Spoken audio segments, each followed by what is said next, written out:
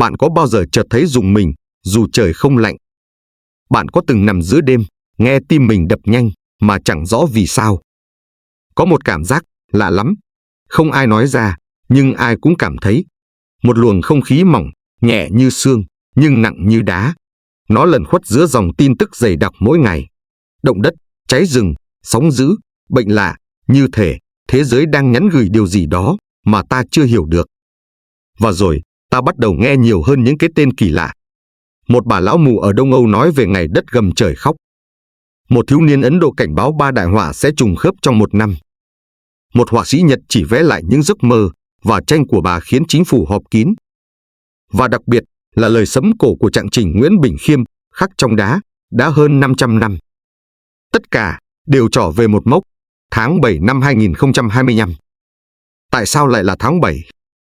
Tại sao tất cả cùng nhìn về thời khắc ấy?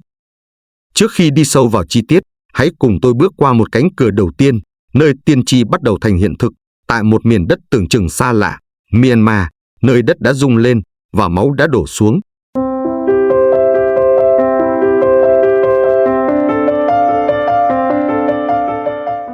Trận động đất Myanmar, khi lời bà Venga thành sự thật. Bà không nhìn thấy ánh sáng mặt trời, nhưng lại thấy trước những điều mà cả thế giới chưa từng tưởng tượng, và một trong số đó đã ứng nghiệm chỉ vài tuần trước.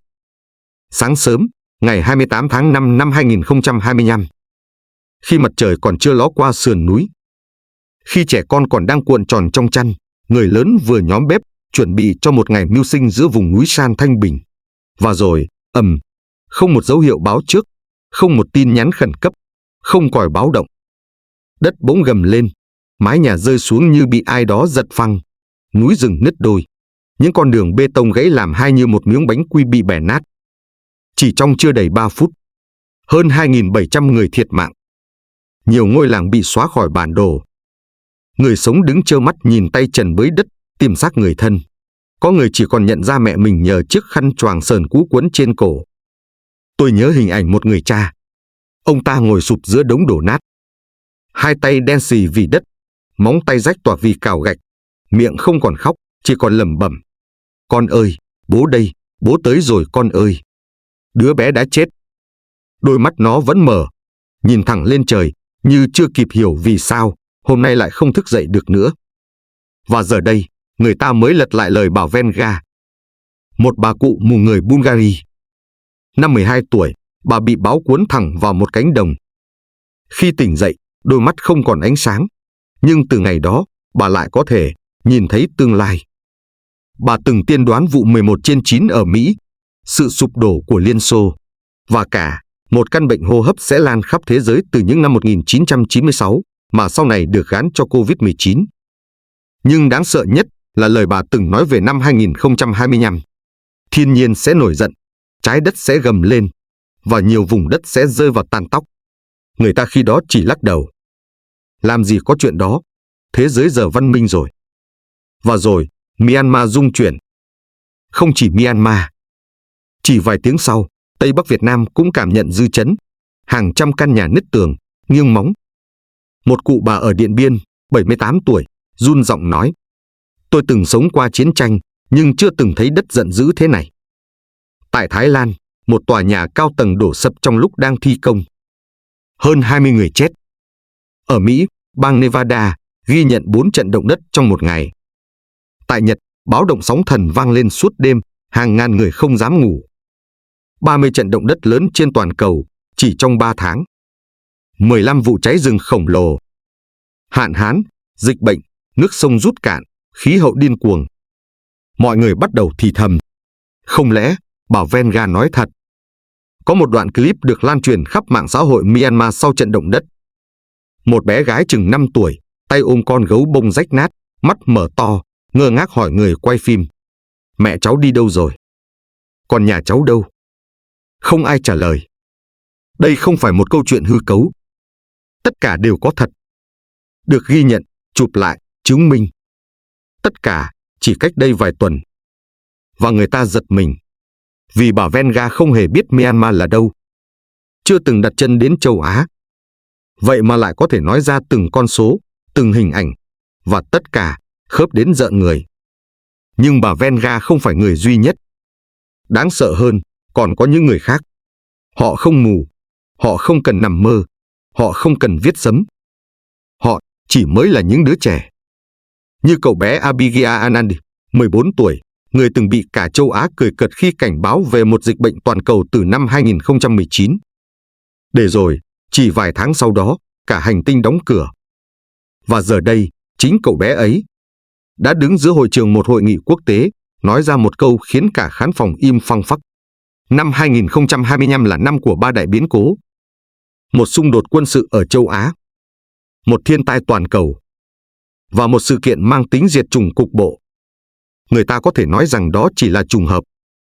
Nhưng bạn có bao giờ thắc mắc, vì sao tất cả những lời tiên đoán ấy lại cùng trò về một năm duy nhất, 2025, và đặc biệt hơn nữa là một tháng 7.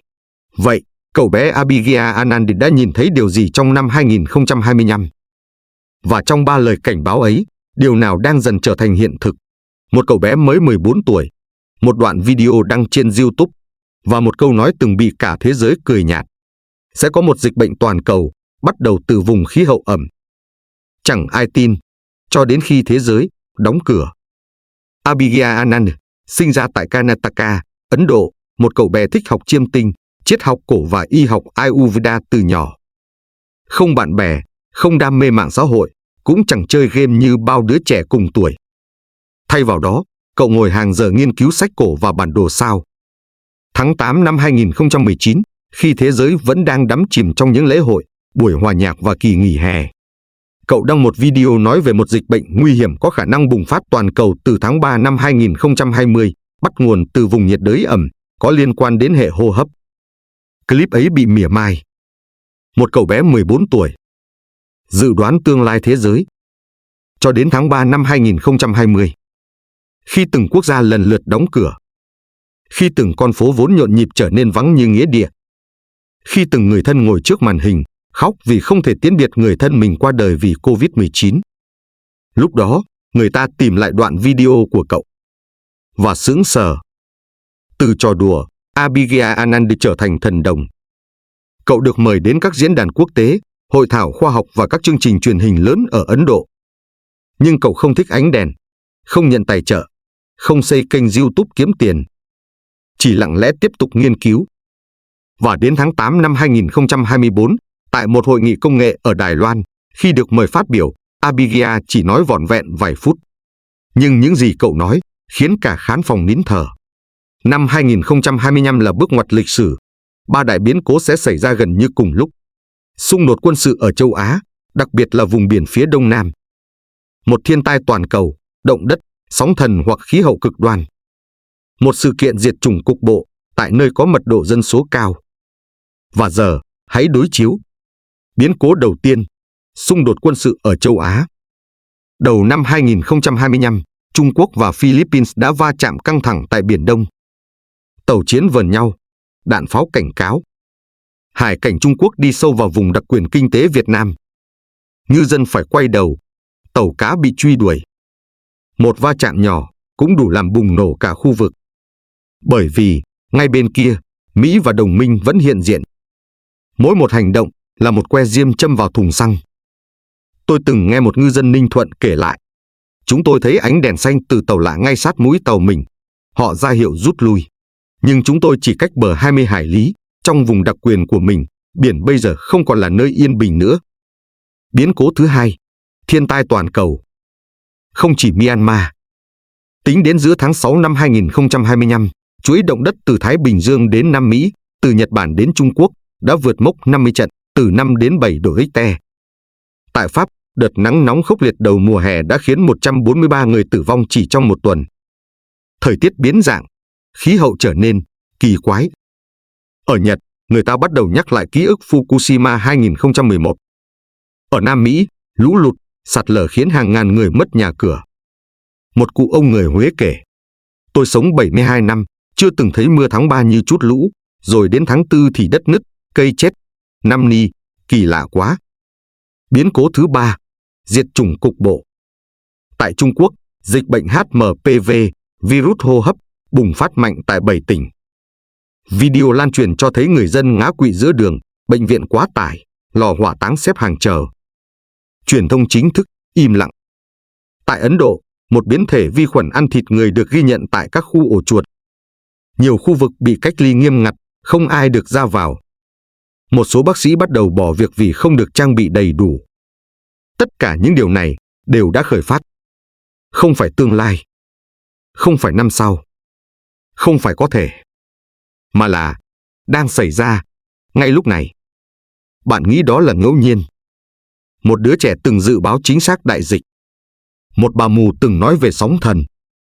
Một nhà tiên tri cổ đại để lại sấm văn khắc vào đá.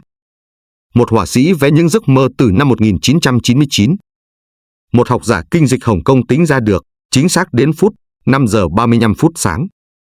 Và kỳ lạ thay, tất cả họ đều chỉ về cùng một mốc. Tháng 7 năm 2025. Vậy, tại sao lại là tháng 7?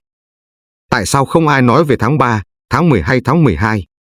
Điều gì khiến tháng 7 năm 2025 trở thành điểm gãy định mệnh của nhân loại?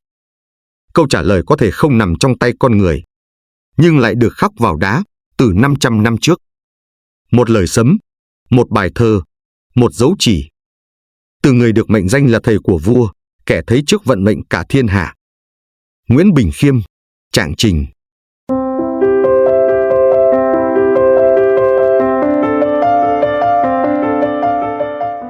Có những câu thơ bị coi là cổ tích cho đến khi từng chữ thành hiện thực. Rồng thời chết lụt, rắn thời chết khô, nghe như vẻ trẻ con, nhưng bạn có để ý không?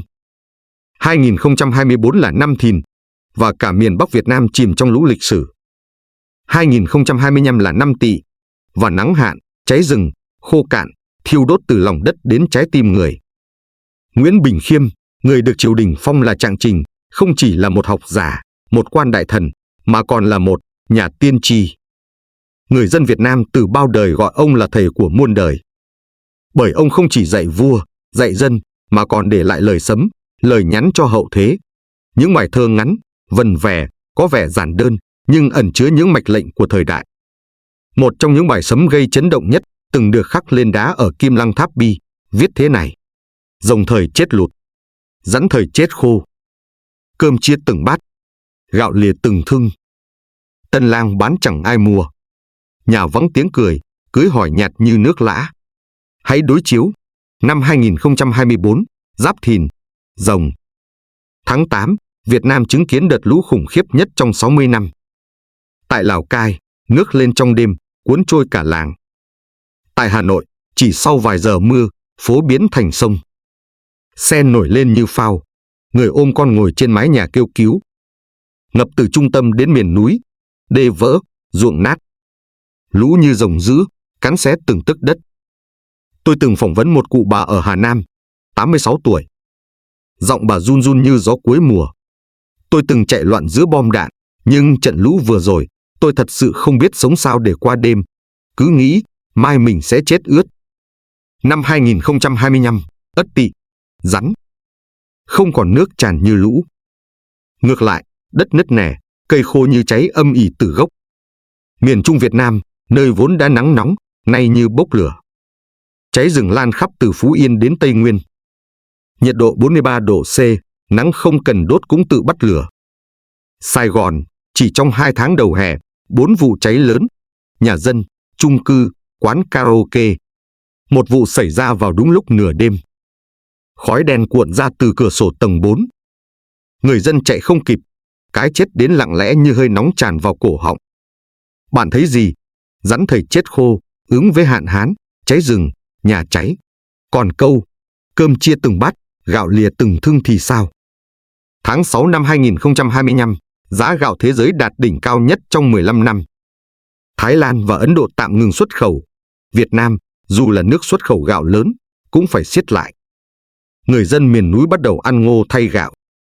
Tại thành phố Hồ Chí Minh, những quầy hàng từng bán 20 kg nay chỉ còn phân phối 5 kg một lần. Một người mẹ than thở trên truyền hình. Lương không tăng, gạo tăng, cơm nhà giờ thành món xa xỉ. Và đến câu tân lang bán chẳng ai mua, tưởng như ẩn dụ. Nhưng hãy xem. Tỷ lệ kết hôn tại Việt Nam, theo Tổng cục Thống kê, năm 2025 giảm kỷ lục. Người trẻ không muốn cưới. Người lớn không khuyên cưới nữa.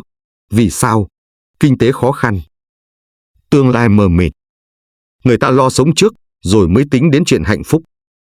Một cô gái 33 tuổi ở Bình Dương tâm sự. Em từng ao ước được mặc áo dài cưới, nhưng giờ chỉ mong tháng này không bị cắt lương. Từng câu thơ cổ dường như đã bước ra khỏi sách vở. Không còn là lời sấm của thế kỷ 16, mà là bản tin 7 giờ tối nay. Và điều làm người ta ớn lạnh là các câu ấy chưa kết thúc. Trong lời sấm đó, Nguyễn Bình Khiêm còn viết: ngựa lồng, quỷ mới nhăn răng. Cha con dòng họ, thầy tăng hết thời. Rồi mới thấy Thái Bình nơi nơi. Ngựa là biểu tượng của năm Ngọ, năm 2026. Quỷ nhăn răng là hình ảnh của biến cố, có thể là khủng hoảng, chiến tranh hoặc dịch bệnh lan rộng. Và nếu vượt qua được, ta sẽ thấy lại thái bình thiên hạ. Vậy có phải ông Trạng đã tiên tri chuỗi 4 năm đại nạn? 2022, Nhâm Dần, chiến tranh Nga, Ukraine nổ ra, cả thế giới bị cuốn vào vòng xoáy kinh tế, năng lượng. 2023, Quý Mão, bạo lực, trầm cảm, khủng hoảng tâm lý hậu Covid tăng vọt. 2024, Giáp Thìn, lũ lụt, kinh tế đình trệ. 2025, Ất Tỵ, cháy, hạn, chia ly. Tôi từng đọc một dòng chữ nguệch ngoạc ở bức tường bỏ hoang nơi quê cũ. Cái gì đến, rồi sẽ đến, nhưng đến đúng lúc thì là số trời. Vậy nếu tất cả đang đúng lúc, nếu những dòng thơ cổ ấy là bản đồ, thì điều gì đang chờ ở phía trước? Có thể bạn nghĩ đó chỉ là trùng hợp. Nhưng ngay sau đây, tôi sẽ đưa bạn gặp một người khác. Không sống cùng thời Nguyễn Bình Khiêm, cũng chẳng biết đến Việt Nam. Bà sống ở Nhật, vẽ truyện tranh và mơ thấy sóng thần. Và từ năm 1999, bà đã ghi lại một giấc mơ. Với một ngày, tháng 7 năm 2025. Với một hình ảnh, biển sủi bọt, sóng thần nuốt chửng đất liền. Và một dòng chữ dưới tranh khiến cả chính phủ phải họp kín. Tatsuki, họa sĩ tiên tri trong mộng. Bạn có tin vào giấc mơ? Bạn có tin rằng một giấc mơ có thể cứu cả thành phố? Bạn có tin có người vẽ ra tương lai? Và bạn có tin giấc mơ của một người có thể cứu hàng triệu người khác? Tatsuki, một họa sĩ Nhật Bản không nổi tiếng, không được giới chuyên môn đánh giá cao, nhưng lại khiến cả chính quyền Tokyo phải triệu tập một cuộc họp khẩn cấp chỉ vì một bức tranh. Câu chuyện bắt đầu từ năm 1999. Tatsuki khi đó là một cô gái trẻ, sống ở ngoại ô Saitama, Nhật Bản. Một người bình thường, lặng lẽ, yêu thích vẽ manga và hay ghi lại những giấc mơ của mình thành hình ảnh. Cô không học ngành tâm linh, không biết chiêm tinh, cũng không phải nhà khoa học. Nhưng cô có một thói quen kỳ lạ, vẽ lại những gì mình thấy trong mơ, một cách chi tiết. Và trong một đêm cuối năm 1999, cô mơ thấy một cảnh tượng rùng rợn. Biển Nhật Bản không còn xanh mà chuyển sang màu trắng đục. Mặt biển sủi bọt như có thứ gì đang nổi lên từ lòng đất. Rồi một con sóng khổng lồ, cao như một tòa nhà, tràn vào đất liền. Người chạy, xe cộ la liệt, cột điện đổ, đèn tắt. Và giữa cảnh hỗn loạn đó, có một tấm bảng đề chữ JULI 2025. Cô tỉnh dậy, toát mồ hôi, trái tim đập liên hồi. Không ngủ lại được, cô ngồi vẽ lại toàn bộ cảnh tượng ấy, suốt 6 giờ liền. Bức tranh mang tên Ngày thứ 7 tháng 7. Nhưng khi ấy, chẳng ai tin cô. Tatsuki bị gọi là hoang tưởng, lập dị. Người ta nói, manga thì nên có yêu tinh, samurai, chứ không phải sóng thần tiên tri. Cho đến năm 2011, khi trận động đất và sóng thần kinh hoàng ập vào vùng Tohoku, Nhật Bản. Biển sủi bọt, mặt đất rung chuyển. Và những gì cô từng vẽ năm 1999 lại gần như trùng khớp với thực tế 12 năm sau. Người ta bắt đầu nhìn lại bức tranh của cô. Lúc này, một nhóm nhà nghiên cứu địa chất Nhật Bản phối hợp với phòng quan trắc sóng thần phát hiện một sự trùng hợp đáng sợ. Trong một phần bức tranh thứ hai mà Tatsuki vẽ vào năm 2005, có mô tả một hòn đảo nhỏ bị nứt đôi, rồi sau đó chìm xuống biển. Trên đảo có một ngọn đèn biển màu đỏ. Và trong thực tế, đảo Nishinoshima, một hòn đảo núi lửa thuộc Nhật Bản, vào năm 2023 đã có hiện tượng phun trào mạnh. Tháng 3 năm 2025, đảo rung chuyển lần nữa, và đèn biển tại đảo được sơn đỏ sau đợt trùng tu Giấc mơ thứ ba đến vào tháng 1 năm 2024. Tatsuki không vẽ ngay, cô viết lại trước. Sóng từ phương đông, lửa từ dưới biển. Một vùng sáng loáng bị hút xuống, rồi lại phun lên. Khi cô vẽ ra bức cuối cùng, lại là hình ảnh, cánh tay của một đứa trẻ vươn ra khỏi mặt nước. Trên tay đứa trẻ là một đồng hồ đeo tay, dừng lại ở con số 5 giờ 35 phút sáng. Ngày trong tranh là ngày 7 tháng 7 năm 2025. Bức tranh được đăng trên blog cá nhân của cô vào tháng 8 năm 2024. Không ai để ý. Chỉ có vài người bình luận, trông giống phim hoạt hình. Nhưng một kỹ sư Nhật Bản làm trong ngành khí tượng đọc được và ông cảm thấy lạnh sống lưng. Ông đối chiếu hình ảnh đám mây trong tranh với mô hình dự báo đám mây đối lưu trên biển Philippines và kết luận rằng nếu sóng thần xảy ra do núi lửa ngầm hoặc sụt lở mảng kiến tạo thì thời điểm sáng sớm ngày 7 tháng 7 năm 2025 là một điểm đáng nghi ngại. Chính phủ Nhật sau đó đã âm thầm mở một buổi họp kín, theo báo Mainichi. Vì bức tranh của Tatsuki không chỉ là hình vẽ. Nó khớp đến rùng mình với bản đồ đứt gãy dưới lòng biển. Và đặc biệt, nếu xảy ra sóng thần từ hướng Tây Nam, các khu vực ven biển Osaka, Kyoto, Nagora sẽ chỉ có 12 phút để sơ tán. Một câu hỏi khiến người dân Nhật chấn động. Liệu giấc mơ của một họa sĩ vô danh là món quà cảnh báo từ thần linh? Tatsuki không nhận lời phỏng vấn, không xuất hiện trên truyền hình, không nhận tài trợ từ các nhà xuất bản lớn dù có lời mời. Cô chỉ viết một dòng duy nhất dưới bức tranh cuối cùng, khắc trên nền xám tro. Nếu không ai tin, ít nhất tôi vẫn tin. Tin rằng đôi khi giấc mơ không phải để ngủ, mà để cứu người tỉnh. Tatsuki giờ sống ẩn dật, nhưng tranh của cô được truyền tay trên mạng như lời nhắn nhủ từ tương lai. Và người ta bắt đầu để ý tới thời điểm kỳ lạ trong tranh. 7 tháng 7, lúc 5 giờ 35 phút sáng.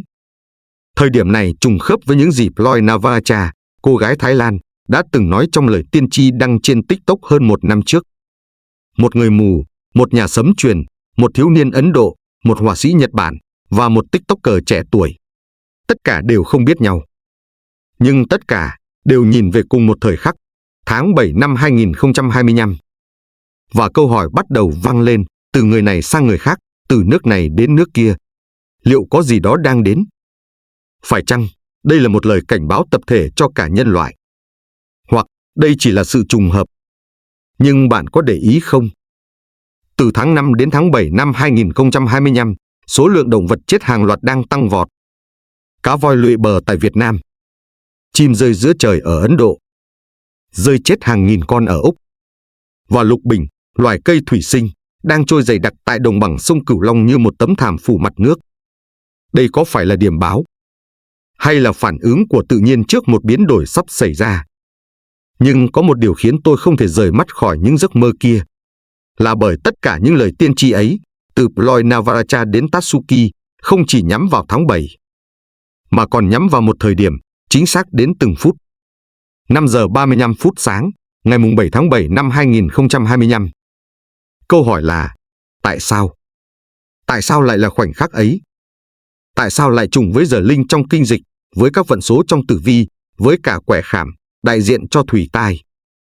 Và một người, từ cách đây 500 năm, cũng đã để lại lời nhắn về giờ ấy. Không ai khác, chính là Sầm Vật Phi, người được gọi là thầy của những vì sao, của đất và của lòng người. Giờ thì, hãy thở sâu. Bởi nếu bạn từng nghe câu, nếu 5 giờ 35 phút sáng 7 tháng 7 năm 2025, có một tiếng rung dưới lòng đất, thì đó là điểm khởi sự tận diệt. Thì ngay sau đây, tôi sẽ kể bạn nghe, tại sao câu nói đó có thật. Và tại sao, có người đã nhìn thấy mặt đất, như bị một bàn tay khổng lồ kéo xuống.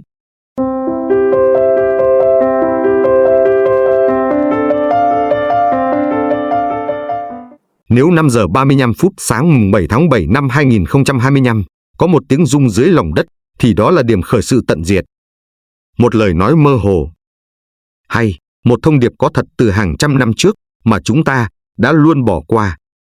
Và, người để lại câu nói ấy, chính là Sầm Vật Phi, một trong những nhà thiên văn, địa lý và dịch lý xuất sắc nhất của thời Minh, người mà các vua chúa phương Đông từng bí mật cầu kiến mỗi khi đất trời nổi loạn. Sầm Vật Phi không chỉ là một học giả, ông còn là người đã nghiên cứu kinh dịch đến mức xuất thần nhập hóa. Trong bộ chú giải Cổ Khôn Dự Lục, Ông từng viết, khi quẻ khảm lặp 3 lần là tai họa từ thủy, mở đầu bằng khí trầm, kết thúc bằng động đất. Trong kinh dịch, quẻ khảm tượng trưng cho nước, nhưng không phải dòng nước êm đềm, mà là loại nước chìm sâu, nước xoáy, nước vỡ đập, nước vượt khỏi tầm kiểm soát. Khảm còn là biểu tượng của nguy hiểm, của vực thẳm và của thử thách tối hậu dành cho nhân loại. Càng trùng hợp hơn, quẻ khảm xuất hiện liên tiếp 3 lần trong chu kỳ can chi của tháng 7 năm nay, lần đầu tiên kể từ hơn 200 năm qua. Nhưng nếu chỉ là lời cổ nhân, có lẽ chúng ta sẽ bỏ qua. Vấn đề là, từ đầu năm 2025 đến nay, vành đai lửa Thái Bình Dương, nơi tập trung hơn 75% núi lửa và động đất toàn cầu, đã bắt đầu gầm lên. Philippines, 5 trận động đất trong vòng 3 ngày. Indonesia, núi lửa Uang phun trào đẩy cho bụi lên 20 km. Nhật Bản, rung chấn cấp 6, làm tê liệt hệ thống cảnh báo. Thậm chí, tại Mỹ, California, lần đầu tiên ghi nhận các rung động sâu dưới lớp đá nền, vốn là tầng địa chất ổn định nhất suốt 40 năm qua. Tất cả những đợt rung động này đều dồn về một mốc, đầu tháng 7 năm 2025. Không ai biết vì sao. Không ai giải thích được. Các nhà địa chất chỉ lặng lẽ ghi chép. Còn các nhà tâm linh thì bắt đầu run sợ. Vì vậy, hãy nghe một câu chuyện từ Myanmar, nơi vừa trải qua một cơn chấn động mạnh 7.1 độ Richter vào tháng 5, nhưng điều đặc biệt không nằm ở con số, mà ở lời kể của một người lính cứu hộ, tên là Than Min, người đã có mặt tại làng Na Ung Kham khi vụ việc xảy ra. Than Min kể lại, lúc đó là sáng sớm, chúng tôi đang chuẩn bị đổi ca. Trời còn sương, im lặng lạ thường. Đột nhiên, mặt đất rung nhẹ. Nhưng nó không giống những lần trước, không phải lắc, mà là như có ai đó kéo mạnh cả nền đất xuống phía dưới. Giống như đang đứng trên một tấm thảm lớn, rồi bị ai đó giật phắt từ dưới chân. Anh dừng lại, tay vẫn run. Và điều khiến tôi lạnh sống lưng là nó xảy ra đúng lúc 5 giờ 35 phút sáng. Chúng tôi đối chiếu bản đồ địa chấn quốc tế. Trận động đất ở Myanmar hôm đó, quả thật, bắt đầu lúc 5/34/58. Và bây giờ, thử tưởng tượng. Nếu một trục địa chất bắt đầu nứt vỡ, nếu một chuỗi năng lượng dưới lòng đất đang dồn lại, nếu tất cả đều gắn với giờ, ngày và quẻ khảm, thì câu hỏi không còn là có xảy ra hay không, mà là khi nào và ở đâu. Không ai muốn tin rằng một giờ giấc cổ xưa lại có thể trùng hợp rùng mình đến thế. Nhưng nếu bạn mở lại các trận địa chấn kinh hoàng nhất thế kỷ, từ Nhật Bản 2011, Haiti 2010 đến Thổ Nhĩ Kỳ 2023, có một mẫu số chung bắt đầu lộ ra. Gần 80% những vụ sụp đổ xảy ra vào lúc từ 5 giờ 30 phút đến 6 giờ sáng. Thời điểm mà cả trời và đất đều ở trạng thái chuyển thức, chuyển ngủ. Thời điểm quẻ khảm trong dịch học cổ gọi là lúc nguyệt khảm giáng thủy, khi năng lượng âm và thủy tai giao thoa. Và bạn nghĩ điều gì khiến tất cả sự trùng hợp này xảy ra đúng tháng 7? Là vận mệnh ư? Là tự nhiên nổi giận? Hay là điều gì đó khác? Không chỉ thiên nhiên, có khi con người mới là kẻ dẫn lối cho thảm họa. Có những nút bấm, những thiết bị và những thử nghiệm mà nếu được khởi động sai thời điểm, sẽ khiến mọi thứ không thể quay đầu. Và điều ấy có thể đã bắt đầu trong một căn phòng, nơi không có ánh sáng mặt trời. Tai nạn hạt nhân, chiến tranh, vỡ đập, 3 kịch bản tháng 7. Bạn chọn tin vào cái gì? Một vụ nổ? Một đập vỡ? Hay một chế độ tan rã? Chúng ta đang sống trong thời đại mà mỗi buổi sáng thức dậy, thế giới đã đổi màu. Nhưng đôi khi, điều đáng sợ hơn cả một sự kiện xảy ra là nỗi chờ đợi rằng nó sẽ xảy ra. Hãy bắt đầu bằng 3 kịch bản đang được các nhà phân tích quốc tế âm thầm theo dõi, nhưng ít ai dám công bố công khai. Kịch bản 1. Tai nạn hạt nhân. Có thể là một sự cố tại nhà máy hạt nhân Phúc Kiến, Trung Quốc, Tokai, Nhật Bản hoặc Zaporizhzhia, Ukraine. Tất cả những nơi này đều nằm gần khu vực địa chấn và đều đang bất ổn. Tại Trung Quốc, báo cáo từ các nhà nghiên cứu độc lập tại Hồng Kông chỉ ra lượng iod phóng xạ thấp đã được ghi nhận bất thường trong không khí ở tỉnh Quảng Đông từ tháng 6. Điều chỉ xảy ra nếu có rò rỉ ở mức nhỏ nhưng kéo dài. Tại Nhật, chính phủ vừa tiến hành đợt kiểm tra khẩn các hệ thống chống động đất tại nhà máy Tokai, lần đầu tiên sau 7 năm. Tại Ukraine, Zaporizhzhia đang bị quân đội hai phía giành giật từng giờ.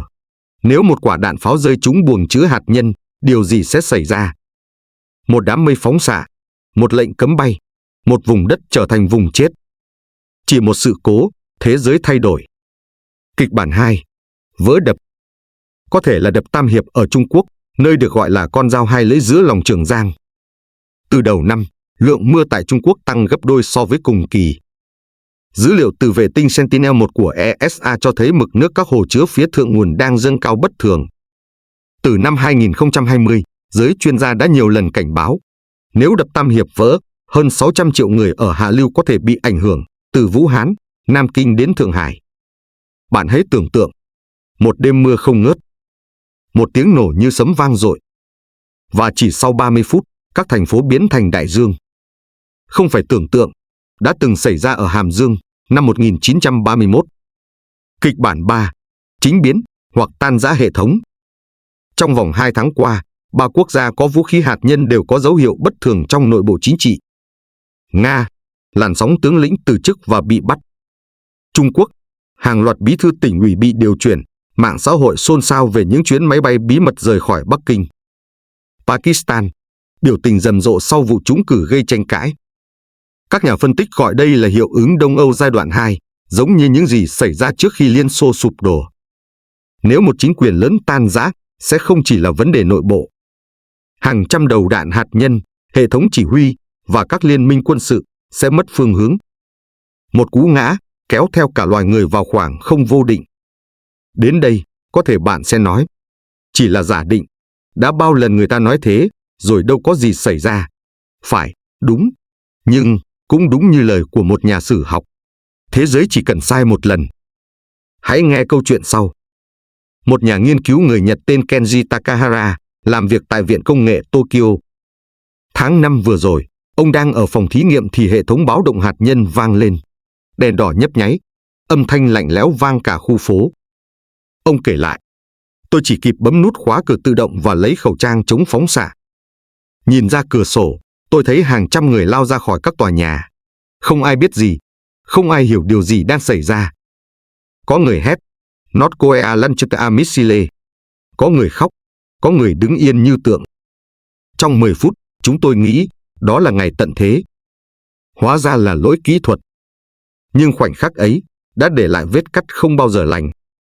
Và giờ đây, hãy hình dung nếu một trong 3 kịch bản trên xảy ra thật trong tháng 7 năm 2025. Thì không chỉ có một quốc gia bị ảnh hưởng. Hệ thống domino toàn cầu sẽ bắt đầu sụp đổ. Một vụ nổ hạt nhân, thị trường tài chính toàn cầu đóng băng, hàng không bị ngừng, các thành phố lớn sơ tán. Một đập vỡ, toàn bộ chuỗi cung ứng từ Trung Quốc tê liệt, lạm phát lan rộng, tình trạng thiếu lương thực xảy ra. Một chính quyền tan rã, các quốc gia cạnh tranh tranh thủ lấn tới, chiến tranh khu vực bùng nổ. Bạn thấy không? Mọi thứ đều liên kết, mỗi sự kiện như một quân bài domino. Và chỉ cần một quân đổ, thì tất cả sẽ ngã theo. Nhưng, có lẽ điều đáng sợ hơn cả, không nằm ở kịch bản nào trong số đó. Mà là câu hỏi, nếu tất cả lời tiên tri đều đúng, thì đâu là lối thoát? Bởi có thể, nhân loại không chỉ đang đi đến điểm gãy, mà đang tiến tới khoảnh khắc phải lựa chọn giữa thức tỉnh và tuyệt diệt. Và lối thoát ấy đã từng được nói đến trong một bản kinh cổ. Một bản văn chỉ có 84 câu, nhưng chứa đựng cách thoát khỏi toàn bộ khổ đau, dù thế giới có tan rã. Hãy để tôi kể bạn nghe về con đường giải thoát và cách mà những linh hồn từng bước qua tận thế đã chọn để quay lại ánh sáng.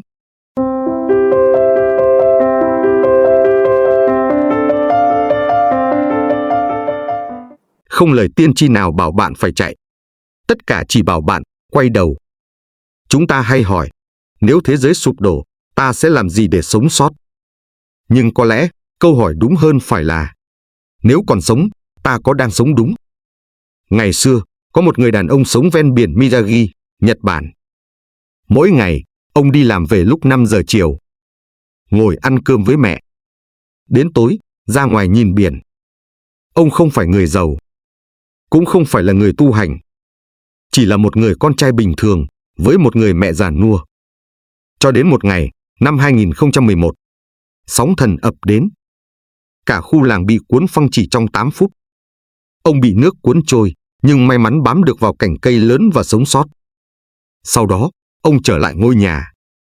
Không còn gì. Chỉ còn nền đất ướt sũng và một đôi dép cũ mà mẹ ông từng mang. Khi được hỏi, điều gì khiến ông day dứt nhất? Ông chỉ trả lời, tôi không tiếc tiền bạc, không tiếc căn nhà.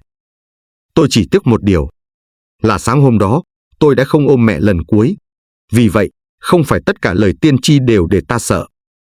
Nhiều khi, chúng chỉ là những cái gõ nhẹ vào tâm thức, để chúng ta nhìn lại mình và tự hỏi, mình có đang sống đúng không? Nếu nhìn kỹ vào dòng chảy của thế giới, bạn sẽ thấy, đúng vào lúc công nghệ phát triển nhất, đúng vào lúc con người chạy nhanh nhất, thì tôn giáo, thiền định và các thực hành tâm linh bỗng dưng quay trở lại. Tại châu Âu, hàng ngàn người trẻ đang quay về với thiền chánh niệm. Tại Mỹ, các công ty công nghệ lớn lập ra phòng im lặng để nhân viên tĩnh tâm. Tại Hàn Quốc, lượng sách về đạo gia, lão tử, trang tử bán chạy kỷ lục. Và tại Việt Nam, các khóa thiền, tụng kinh, niệm Phật ngày một đông hơn. Vì sao vậy? Bởi khi thế giới chao đảo, con người không còn tin vào tiền, không còn tin vào vũ khí, vào vách tường hay chính trị, mà chỉ còn tin vào tâm mình. Phật dạy, chỉ có một ngọn lửa cần dập, đó là ngọn lửa trong tâm. Và chỉ có một cánh cửa cần mở, đó là cánh cửa giác ngộ. Chúng ta lo sợ biến đổi khí hậu. Chúng ta hoảng hốt vì tin chiến tranh. Chúng ta bấn loạn vì tin tiên tri. Nhưng nếu mỗi người bớt một câu nói cay độc, nếu mỗi nhà bớt một lần cãi vã, nếu mỗi cộng đồng bớt một vòng ganh ghét, hơn thua, thì tháng 7 có thể sẽ là tháng an lành nhất. Bạn không cần tu hành, không cần mặc áo nâu, không cần vào chùa. Chỉ cần sống chậm lại 3 phút mỗi sáng. Chỉ cần nhìn vào ánh mắt người thân và thật lòng hỏi, hôm nay mẹ khỏe không? Chỉ cần dừng lại một chút trước khi thốt ra lời nóng này. Đó đã là tu rồi. Đó đã là quay đầu rồi. Bởi như Đức Phật dạy, một người chuyển được tâm mình còn hơn chinh phục 1.000.000 quân. Có người hỏi, nếu tôi chỉ là một người bình thường, tôi làm gì được cho thế giới này? Câu trả lời là, bạn không cần cứu thế giới. Bạn chỉ cần đừng làm nó tồi tệ hơn. Và nếu có thể, hãy làm nó đẹp hơn, bằng chính tâm hồn bạn. Từ ngàn năm trước, đã có những lời cảnh báo về thiên tai, chiến tranh, bệnh dịch. Nhưng cũng từ ngàn năm trước, đã có những lời dạy về cách sống vượt qua chúng. Không phải bằng chạy trốn, không phải bằng lo lắng, mà bằng hiểu biết, bằng từ bi, bằng chánh niệm. Bạn còn nhớ người đàn ông bên bờ biển Nhật Bản chứ? Ông ấy sống sót. Và từ hôm ấy, ngày nào ông cũng ngồi trước biển, nhắm mắt và thì thầm, mẹ ơi, hôm nay con ôm mẹ trong tâm con. Ông không xây lại nhà, chỉ trồng một khu vườn nhỏ và treo một tấm bảng. Hãy yêu người thân của bạn trước khi trời nổi gió. Và có lẽ đó cũng là thông điệp cho chúng ta. Không phải để sống sót, mà để sống đúng. Không phải để chạy, mà để quay đầu. Không phải để sợ, mà để biết thương. Bởi nếu tháng 7 này không phải để chết, mà là để sinh ra một con người mới, thì sao? Một con người biết ngồi yên, biết lắng nghe, biết buông bỏ, biết mỉm cười với chính mình. Tháng 7 có thể là tháng khởi đầu của một thế giới không cần cứu, vì nó được chữa lành từ bên trong từng trái tim.